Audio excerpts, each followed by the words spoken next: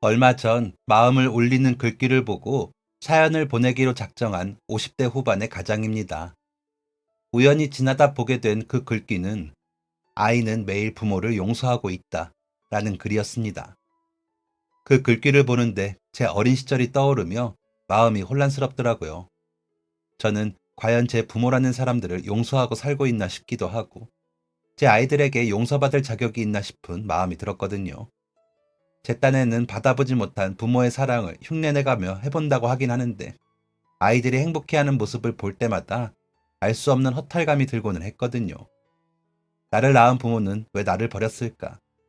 굳이 나를 키우겠다고 데려간 양부모는 왜 나에게 그렇게 했을까 싶어서요.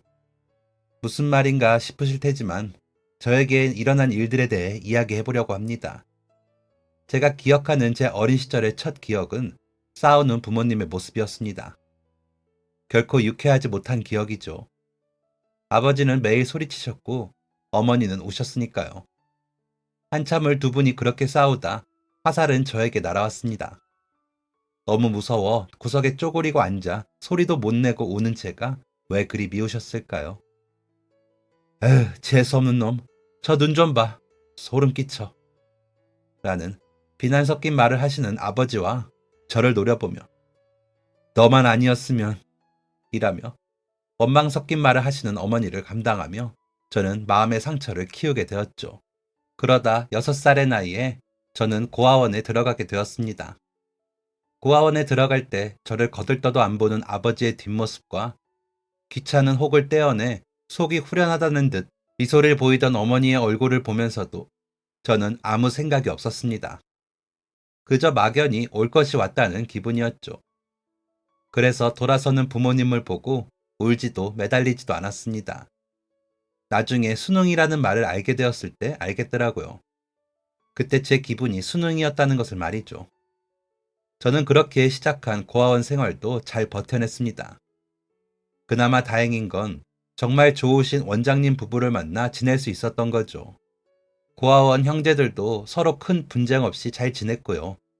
가끔 고아원을 탈출해 부모님을 찾아가겠다며 나가는 아이들도 있긴 했지만 대부분이 부모님 얼굴도 모르는 아이들이었기에 고아원 생활을 잘 해나갔습니다.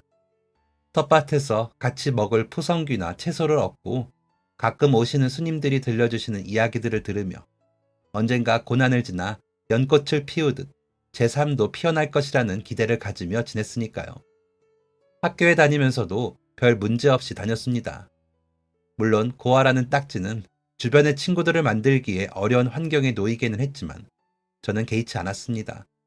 이상할 정도로 평온했죠. 어린 시절의 그 끔찍한 기억들이 막연하게 부모님들에 대한 그리움을 막고 있지 않았나 싶을 정도로요. 공업 고등학교에 들어가서는 기술을 배워 취업에 나가고 돈을 벌게 되면 뭘 할지 생각하며 하루를 보내는 일이 많았습니다. 고등학교를 졸업하는 동시에 고아원에서 나가야 했기 때문에 걱정이 되었거든요. 어떤 날은 나이가 천천히 먹기를 바랄 정도로 혼자 자립하는 일은 두렵게 다가왔습니다. 그러던 어느 날 원장 아버지께서 저를 찾는다고 하셔서 원장실에 가보니 한 중년의 남자와 앉아 이야기를 나누고 계시더라고요. 아버지 찾으셨어요? 라고 여쭤보니 보현아, 내가 기억나니? 라며 중년의 남자가 몸을 일으켜 저에게 말을 거셨습니다. 몸을 일으키는 그 중년의 남자를 보며 저는 몸이 굳는 것이 느껴졌습니다. 그 중년의 남자는 바로 저를 버리고 돌아섰던 아버지셨거든요. 제가 놀라 아무 말도 못하자 차를 내어 오시던 원장 어머니께서 보현아, 괜찮니? 알아보겠어? 라며 제 팔을 잡아주시더라고요. 그제야 정신이 돌아온 저는 고개를 끄덕이며 네, 저기, 그게... 라고 겨우 대답을 하고는 횡설수설하고 있는데 그 중년의 남자는 제 쪽으로 걸어오며 오랜만이다 라며 팔을 벌려 저를 안으려고 하시더라고요. 저도 모르게 몸을 휙 돌렸습니다. 그러자 아버지는 머쓱해졌는지 아이고 이놈이 아직도 이렇게 수줍음이 많구나. 아이들이 많은 곳에서 지내면 좀 나아지려나 했더만 이라며 애써 하하하 소리를 내며 웃더군요. 어릴 때는 그렇게 웃는 얼굴이라도 보지 못했기에 더 낯설고 두렵게 느껴졌습니다.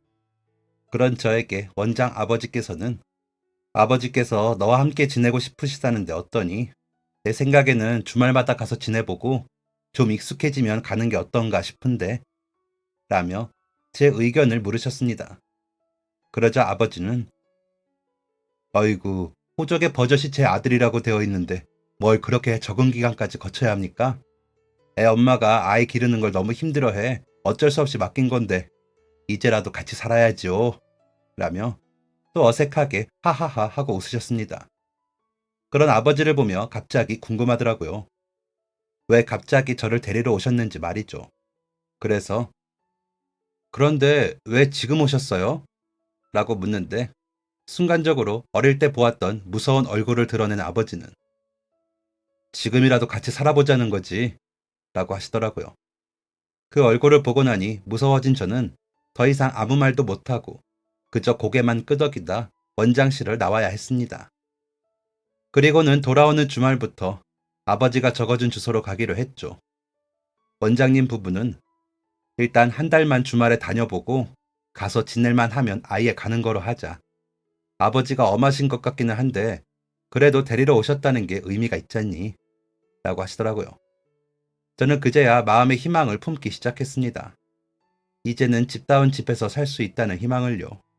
물론 제게는 고아원 생활도 나쁘진 않았지만 보통의 가정에서 지내볼 수 있다는 희망은 내심 기분이 좋게 만들더라고요. 적어준 주소대로 가보니 식당이었습니다. 아버지는 저를 보더니 왔니? 뭐해? 앞치마하고 일 안 돕고 라며 제가 들고 간 가방을 식당 구석에 아무렇게나 던지더니 일을 시켰습니다. 처음 해보는 식당 일을 갑자기 하게 되니 어안이 벙벙하고 정신이 없어 소주병을 깨기도 하고 쟁반을 쏟기도 했죠. 그럴 때마다 아버지는 아이 참 이 자식이 이렇게 조심성이 없어. 야 이러면 내가 손해야 라는 말을 하시더군요. 저녁 시간이 지나고 나서야 장사는 마무리가 되었습니다. 그제야 주방에서 나온 한 여자분께 얘가 보현이야. 보현이 너도 인사해. 새어머니이셔. 앞으로 잘 지내봐 라고 하시더군요. 여자분은 저를 위아래로 훑어보시더니 한숨을 쉬고 계산대로 가 돈을 세시더군요. 저는 무슨 일인가 싶어 아버지를 봤는데 너희 엄마랑은 헤어졌어. 너 그 보육원에 놓고 나오고 바로. 그래서 못 데리러 갔다. 이제 좀 먹고 살만하니까 데리고 온 거야. 식당 일도 가르치고 하려고. 어차피 너도 곧 성인인데 일 구해야 할 것 아니야. 나랑 여기서 장사하면서 가게 일 배우고 그러면 되지 않겠냐? 라며 또 어색하게 웃더군요. 새어머니는 그런 아버지와 저를 보며 다시 한숨을 짓더니 고개를 절레절레 저으며 돈을 세셨습니다. 가게를 정리하고 아버지는 저를 가게 한 구석에 있는 작은 방으로 데리고 가더니 여기서 이불 깔고 자. 이불은 저기 안에 있다. 너 가방은 어디 뒀더라? 암튼 찾아보고 내일 아침에 우리가 8시까지 올 거니까 그 전에 가게 바닥 청소 좀 해놓고 있어. 내일 김치하는 날이라 바빠. 라고는 새엄마와 가게 문을 밖에서 잠그고 가셨습니다. 새엄마는 계속 툴툴거리고 아버지는 그런 새어머니를 달래시며 가시더라고요. 그 모습을 보며 가게 안에 꼼짝없이 갇힌 저는 당황스럽더군요. 제가 생각했던 가정의 모습이 아니었으니까요. 따뜻하게 차려진 밥상과 다정히 많이 먹으라는 말을 적어도 한 번은 들을 줄 알았지만 제가 마주한 현실은 헐레벌떡 마시듯 가게 구석에서 먹은 밥과 얼른 서둘러 일하라는 재촉의 말이었습니다. 뭔가 잘못되고 있다는 걸 알았지만 어떻게 처신해야 할지 모르겠더라고요. 막연하게 두렵고 답답했습니다. 그렇게 복잡해진 머릿속을 진정시키지 못하고 겨우 잠이 들었다 깨보니 아버지가 저를 흔들어 깨우고 있더군요. 야 임마, 내가 가게 바닥 다시 한번 청소해 놓으라고 했지? 여태 자면 어쩌냐? 하여간 고아원에서 자란 티를 내기는 그렇게 게을러서 어떻게 먹고 살래? 라며 화를 내면서요. 깜짝 놀라 서둘러 일어나니 오늘 오후 장사까지는 못하니까 아침에 일 좀 하라니까 잠을 자. 벌써 이러면 진짜 어쩔래? 라며 제 어깨를 흔들며 채근을 하더군요. 저는 주눅이 들어 고개가 거북이처럼 들어가는 것 같았습니다. 새어머니는 그렇게 실갱이하는 저와 아버지 사이를 지나 하여간 이라며 눈을 흘기더라고요. 저는 서둘러 바닥 청소를 하는데 김칫거리를 배달하러 온 채소 장사님이 사람 새로 뽑으셨어요? 요즘 일 진득하게 하는 사람이 없어요. 잘해주셔야 해요. 라며 말을 하니 아버지는 얘는 어디 못 가. 라며 하하하 웃더군요. 그 웃음소리는 제 신경을 긁으며 소름이 끼쳤지만 저는 아무 대답도 못하고 바닥만 볼 뿐이었습니다. 국밥을 파는 아버지의 식당은 정말 일이 많았습니다. 토요일 오후, 일요일 오전만 일을 했을 뿐인데 어깨와 허리가 너무 아프더군요. 그릇에 손을 대인 것은 아픈 줄도 모를 정도였습니다. 고아원으로 보내주면서도 아버지는 다음 주에는 더 빨리 와. 어차피 졸업장은 쓸모도 없는데 학교는 그만두는 걸로 하고 그래야 빨리 자리 잡는다. 라더니 호적에 있는 자식을 데리고 오는데도 적응 기간은 무슨 바로 가서 일하면 좋겠구만. 이라며 툴툴거리며 돌아섰습니다. 새어머니는 나와 보지도 않아 어떤 얼굴인지 모르겠지만 느낌에 좋을 것 같진 않았습니다. 고아원에 들어서니 동생들과 원장님 부부들은 저를 보며 기대에 찬 표정을 짓고 있더군요. 그 표정을 보는데 저는 잘못한 것도 없는데 제가 죄를 지은 것 같은 기분이 들었습니다. 그들의 기대에 못 미치는 생활을 하고 돌아온 제가 그들의 희망까지 뺏은 것 같아서요. 그래서 잘 있었냐? 가서 밥은 뭘 먹었냐? 부모님은 잘해주셨냐? 집에서 자는 잠은 어떠냐 하는 대답에 저는 아무 말도 할 수가 없었습니다. 대답할 말도 없었고요. 식당 구석방에서 오들오들 떨며 잠들고 허겁지겁 마시듯 먹은 밥을 이야기할 수도 없었으니까요. 그 다음 주에도 아버지 식당으로 향했습니다. 그리고 그 다음 주에도 아버지 식당으로 향했죠. 갈 때마다 저는 더 괴로운 마음이 들었고 몸은 곧했습니다. 한 주만 더 가면 고아원을 떠나 아버지와 지내야 한다는 사실에 절망스럽기까지 했습니다. 그런 제 변화에 원장 어머니는 이상함을 느끼셨는지 저를 따로 불러 물으시더라고요. 보현아, 무슨 일 있어? 아버지 집에서 지내기가 쉽지 않니? 라는 원장 어머니의 말씀에 저는 그만 엉엉 울고 말았습니다. 한 번도 저의 속내를 드러낸 적이 없던 제가 그렇게 우니 원장 어머니는 놀라신 것 같더라고요. 저의 손을 꼭 잡으시더니 괜찮아, 천천히 이야기해. 힘들었구나. 라며 토닥여 주셨습니다. 그래서 저는 원장 어머니께 그동안의 일들을 이야기했습니다. 길게 말할 내용도 없는 이야기였지만 결론은 가기가 두렵다는 말이었죠. 원장 어머니는 가만히 제 말을 들어주시더니 알았어. 원장 아버지와 상의하고 아버님과 이야기해야겠다. 시더니 우리 보현이가 마음이 많이 상했겠다. 그런데 보현아, 그렇다고 아버지를 미워하면 안 돼.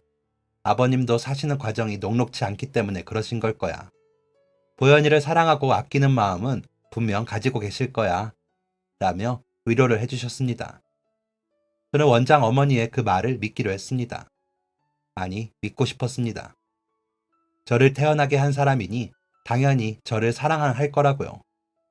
그리고 며칠 뒤 원장 어머니께서 아버님께 말씀드려봤는데 약속한 날짜만큼은 지내고 싶다고 하시더라.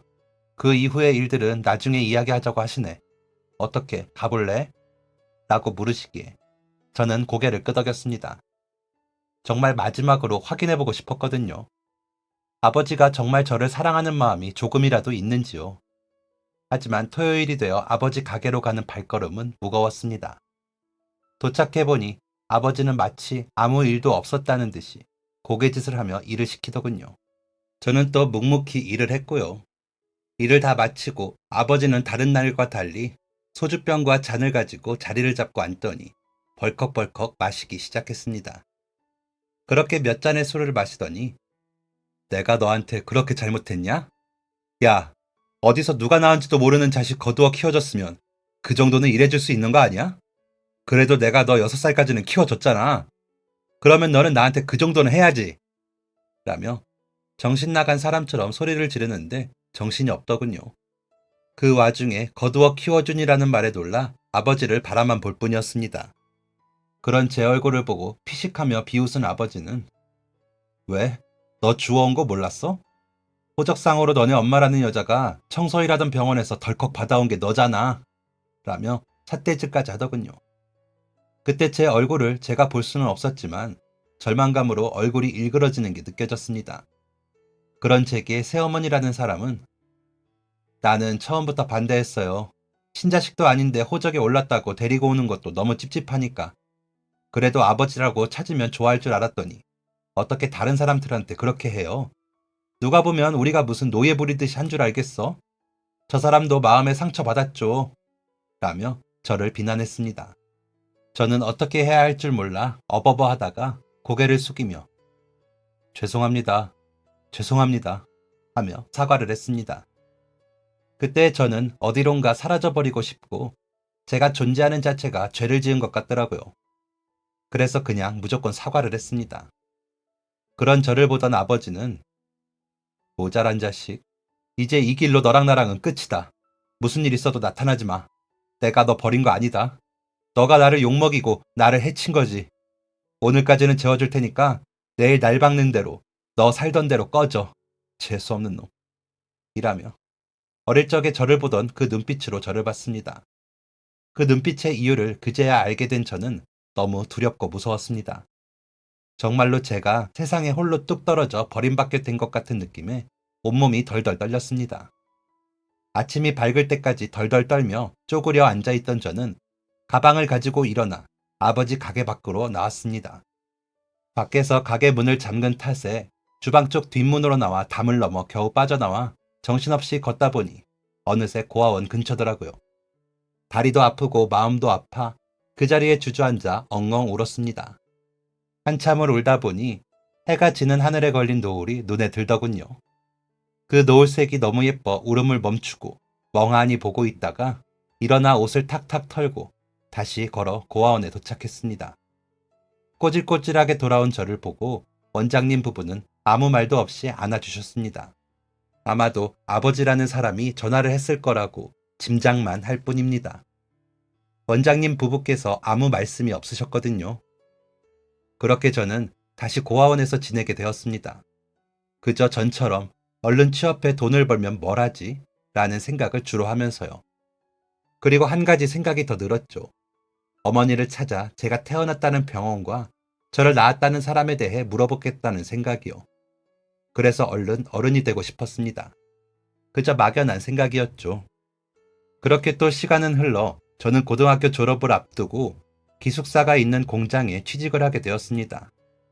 5달쯤 일을 하고 나니 주머니에 제법 오고 가는 차비 정도는 여유 있게 쓰겠더라고요. 그래서 아버지 식당을 찾아갔습니다. 그동안 제법 큰 키 때문인지 몇 년 만에 만나는 저를 아버지는 한눈에 알아보지는 못하더군요.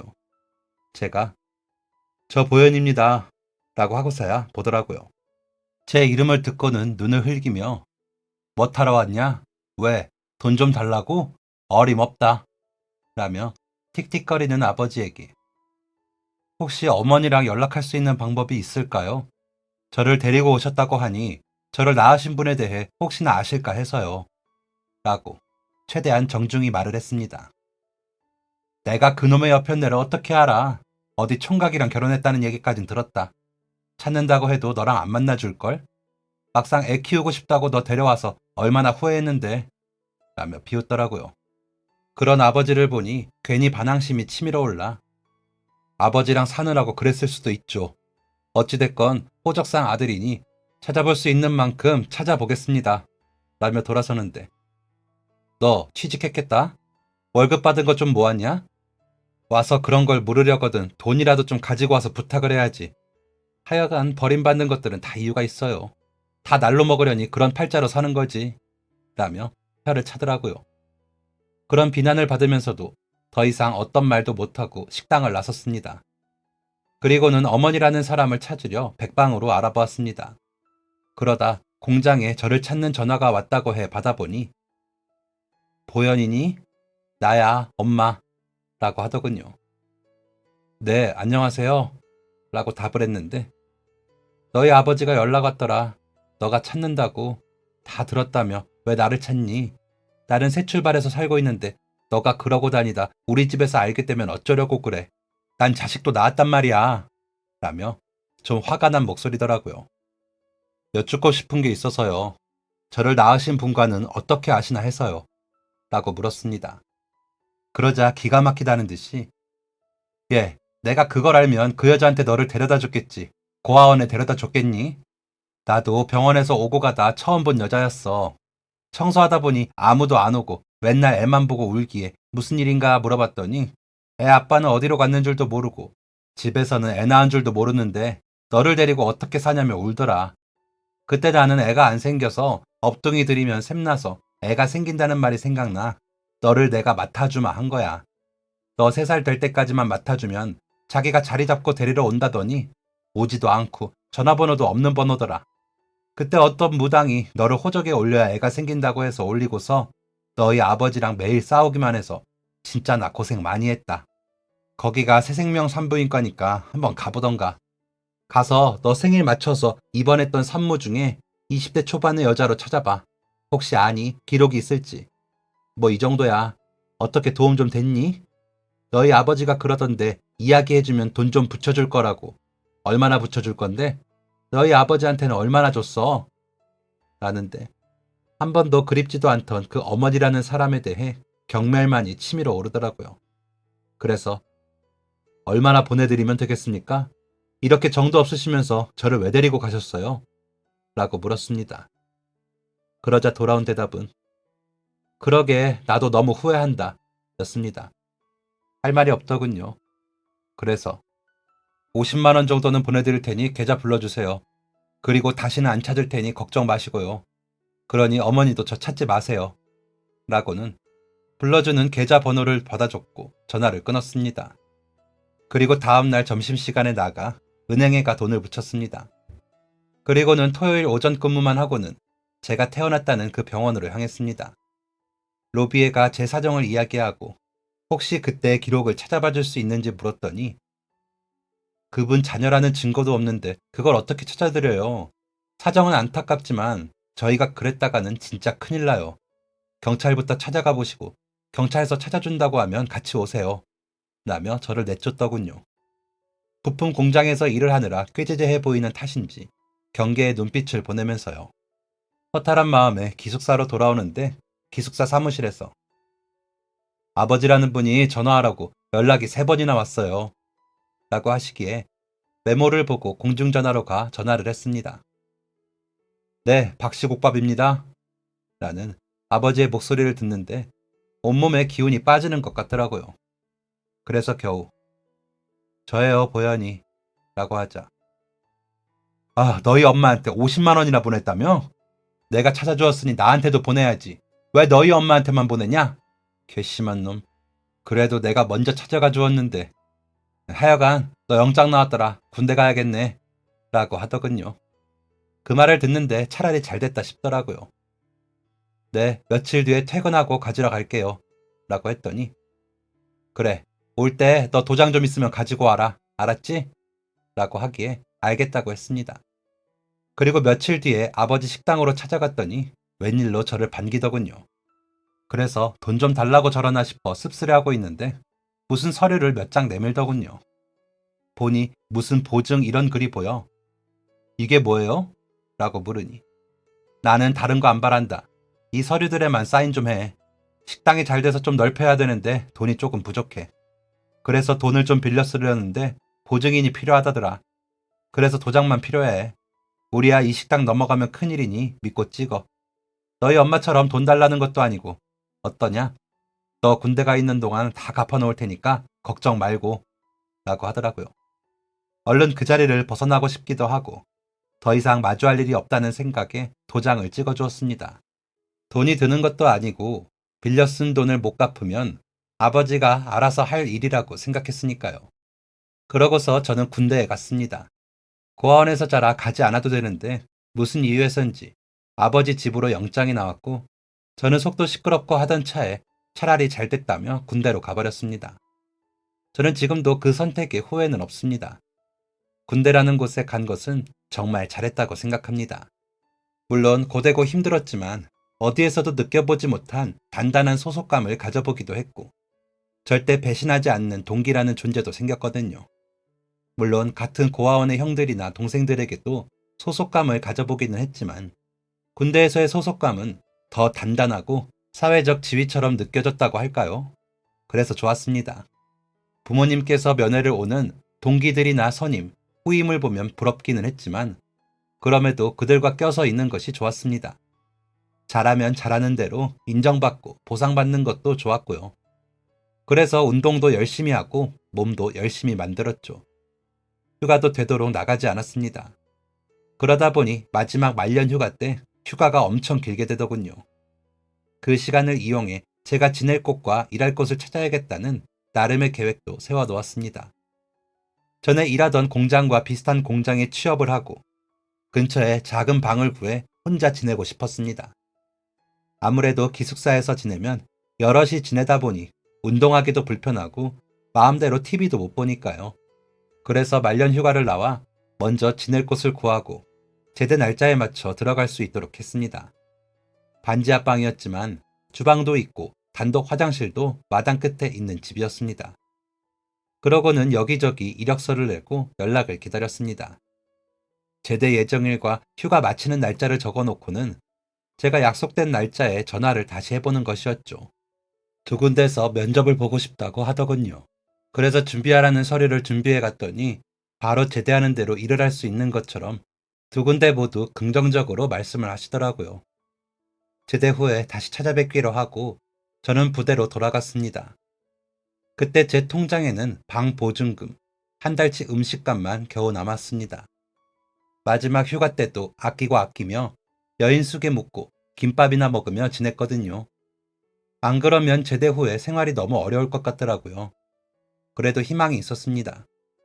아무것도 없이 고아원을 떠날 때보다는 나은 상황이라며 스스로 위로를 하며 열심히 살자 싶었습니다. 마침 가까운 곳에 사는 동기 하나가 있어 제대 후에도 자주 보기로 했으니까요.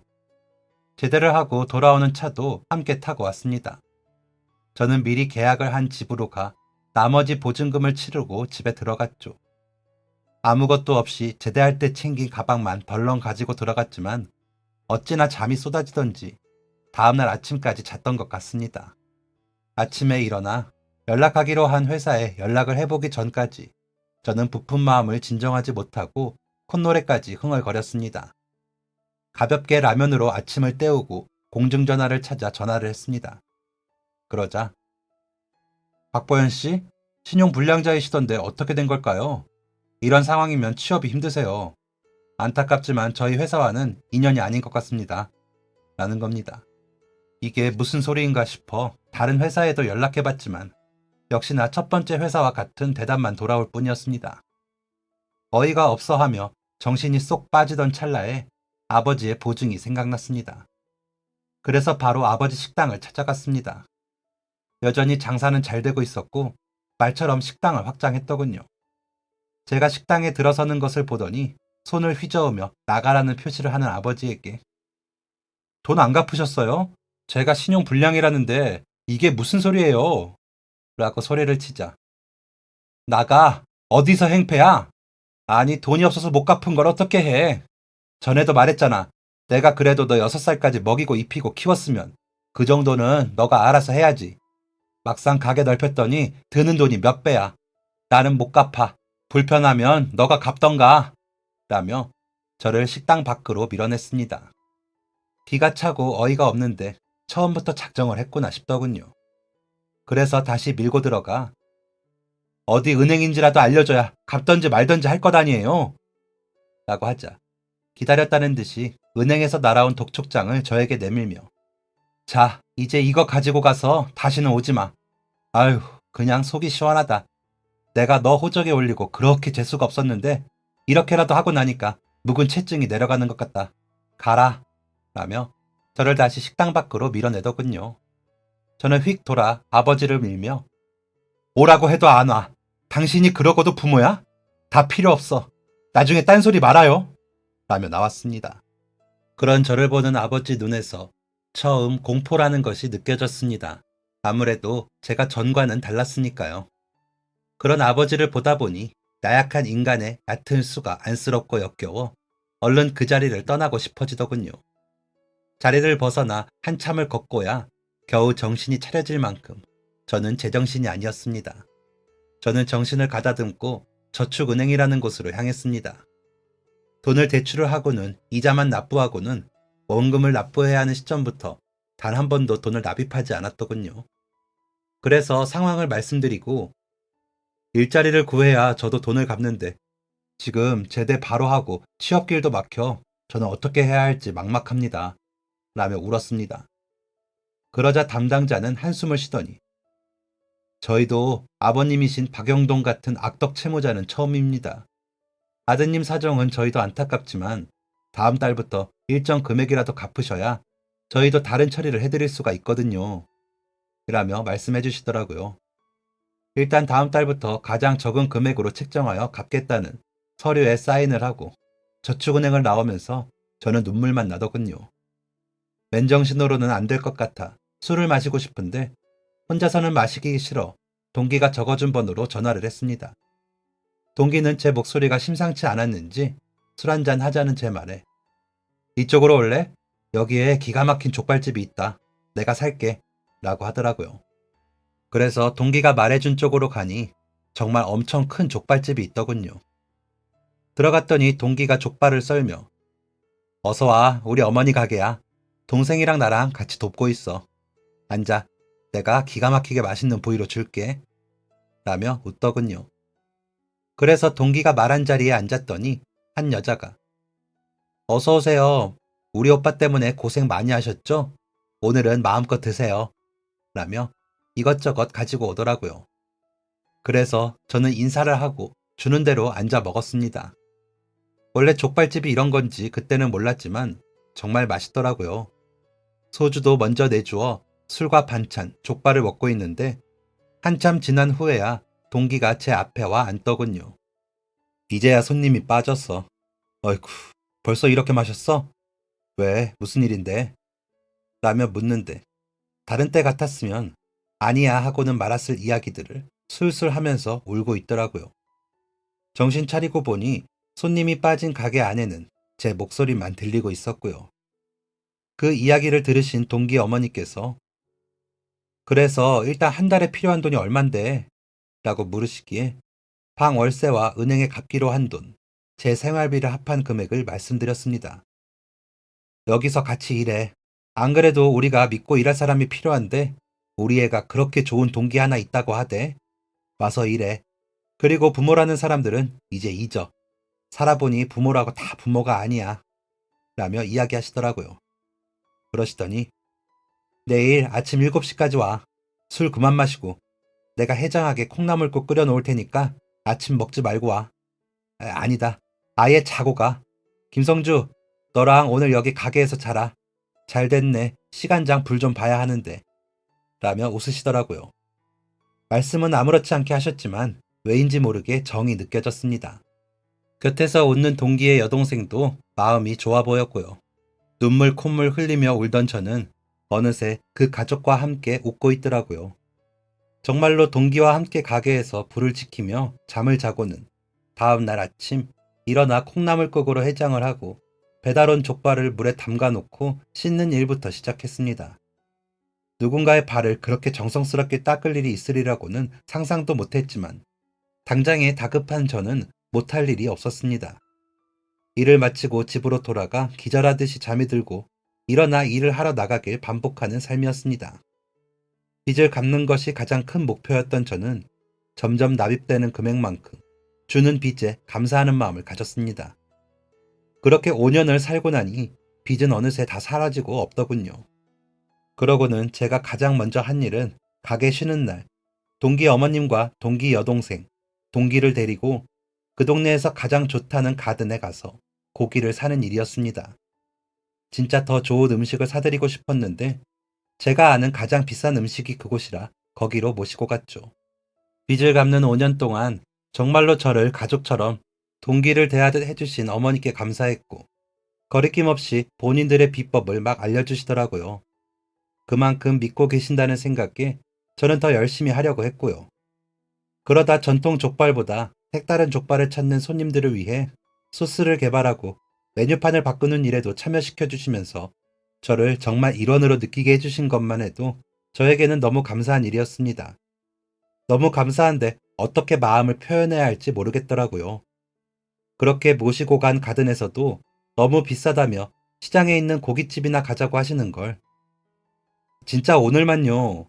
제발 오늘만 들어가서 드세요. 라며 사정사정하고 들어가 고기를 먹었습니다.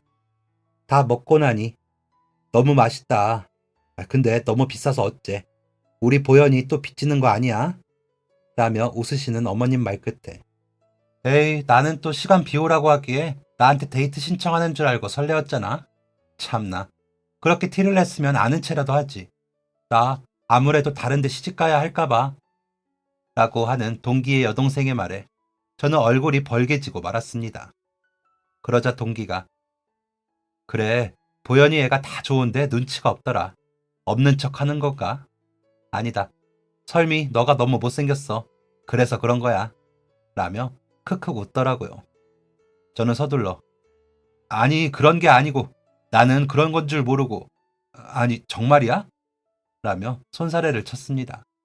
정말 생각지도 못했거든요. 그러자 동기 여동생은 그럼 나랑 결혼할 거예요? 말 나온 김에 확실히 합시다. 라며 저를 보더라고요. 그런데 저는 대답 대신 울어버렸습니다. 한참을 울면서 저는 저 같은 게 정말 가족이 돼도 되시겠어요? 저는 받아만 주시면 감사합니다. 라며 말을 했습니다. 그러자 어머님께서 제 손을 잡고 이런 데서 고기도 사주는 사이면 내가 출세했는데 우리 보현이만한 사람이 어디 있냐? 너처럼 성실하고 뭐라도 하면서 살려고 하는 사람이 어디 있어? 나는 너가 우리 설미 싫다고 할까봐 걱정했다. 라며 웃으시더라고요. 동기는 뒤돌아 울고 있고요. 동기 여동생은 뭐야? 나 시집가? 아싸! 라며 웃으면서도 눈물을 흘리더라고요. 그렇게 저희는 그 자리에서 정말로 한 가족이 되기로 했습니다. 어머님은 그날 기분이 좋으시다며 오시는 손님들에게 서비스를 그렇게 내셨고요. 식은 저희 지역에서 제일 좋고 크다는 예식장에서 했습니다. 오시는 손님들에게도 청첩장을 드렸거든요. 오랜 단골이 많아 오시지는 않아도 축의만 하시는 분들도 많았고 직접 오셔서 축하해 주시는 분들도 많았죠. 그러고 저희가 한 일은 2호점을 개점하는 일이었습니다. 어머님과 형님이 1호점을 계속하고 저희 부부는 신도시 지역에 2호점을 열었죠. 홍보한 만큼 장사가 안 돼 마음을 졸이기는 했지만 빠른 속도로 매출이 오르더라고요. 지금은 하루도 못 쉬고 일을 하고 있습니다. 직원들은 3교대로 제일 바쁜 시간에 가장 많이 근무하고 있고 돌아가며 휴무를 가지고 있습니다. 1년에 단 하루만 쉽니다. 저희 장모님 생신에요. 그때는 가족 모두 모여서 밥을 먹거든요. 아내는 얼마 전 구입한 세 번째 건물 때문에 요즘 정신이 없습니다. 어찌나 똑순이인지 재테크를 잘해 작은 건물들을 사 월세를 놓으며 부가 수익을 올리더라고요. 지난달 매출은 드디어 1호점을 따라잡았는데 형님이 와, 우리 보현이는 맨날 아무것도 못 사고 설미한테 다 주고 건물만 산다. 난 하나도 안 부럽다. 하면서 웃는데 아내는 그런 형님에게 눈치를 줍니다. 저는 진짜 용돈 20만 원 다 쓰거든요. 쓸 데도 없고 아내가 마련한 건물 가보면 저는 그저 배가 부릅니다. 그럼 됐죠 뭐. 양부모님은 그 후로 어떻게 소문을 들었는지 몇 번 찾아왔다가 저희 어머님이 당신들 이 지역에서 살기 싫어? 부모 노릇도 못한 것들이 어디서 폐악질이야? 당신들 나 몰라? 모르면 알아보고 와. 내가 아주 콩밥 제대로 먹게 해줄 테니까. 하고 보내셨더라고요. 아버지라는 사람은 새어머니라는 여자가 다 들고 도망을 가 가게며 다 넘어가 술만 마시고 산다는 소리를 전해 들었습니다. 어머니라는 사람은 새로운 가정에서도 견디질 못하고 어디론가 갔다고 하고요. 그러다 보니 저는 과연 이 부모라는 사람들을 마음으로라도 용서해야 하는가 하는 생각을 합니다. 아직 어린 시절 치기가 남아있는지 다스려지지가 않아서요. 시간이 더 지나면 저도 이런 마음이 다스려지는 날이 올까요? 어린아이만도 못하다는 생각이 듭니다. 어리석죠? 그래도 저희 아이들에게만은 좋은 아버지라는 말을 들으면 좋겠습니다. 아내의 도움으로 정말 예쁘게 키우려고 애를 썼거든요. 그래서 아이들은 저처럼 티끌이 없어서 감사할 따름입니다. 이게 다 처 잘 만나고 처갓집 잘 만난 덕이라고 생각합니다. 그래서 앞으로도 더 열심히 살아보려고요. 족발도 열심히 닦고 끓이면서요. 그러다 보면 이대로 행복하게 살겠죠. 여러분들도 두루 다 평안하시길 바랍니다. 행복하십시오. 저 같은 사람도 버티니 웃는 날 오더라고요. 모두 행복하시길 바라며 글 마치겠습니다. 지금까지 사연 들어주셔서 감사합니다. 사연이 재밌으셨다면 구독과 좋아요를 눌러주세요. 감사합니다. 안녕히 계세요.